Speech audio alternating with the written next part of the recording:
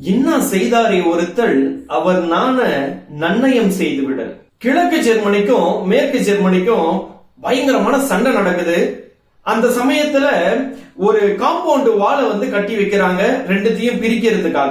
ஒரு நாள் காலையில ஒரு நபர் என்ன பண்றாரு, ஒரு லாரி ஃபுல்லா அந்த மேற்கு ஜெர்மனியில இருக்கக்கூடிய குப்பையெல்லாம் கொண்டு கிழக்கு ஜெர்மனியில கொட்டிடுறாரு. இத பார்த்த கிழக்கு ஜெர்மனி ஆட்கள் கோபப்படவும் இல்ல, வருத்தப்படவும் இல்ல. மாறா அவங்க பண்ணது எல்லாரையுமே ஆச்சரியப்பட வச்சது.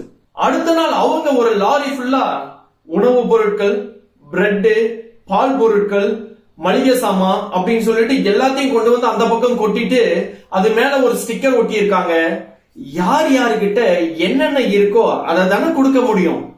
நம்ம மேல பல பேர் காழ்ப்புணர்ச்சியோட இருக்காங்க, பொறாமையோட இருக்கிறாங்க, புச்சரிப்போட இருக்கிறாங்க அப்படின்னு நீங்க நினைக்கிறீங்களா?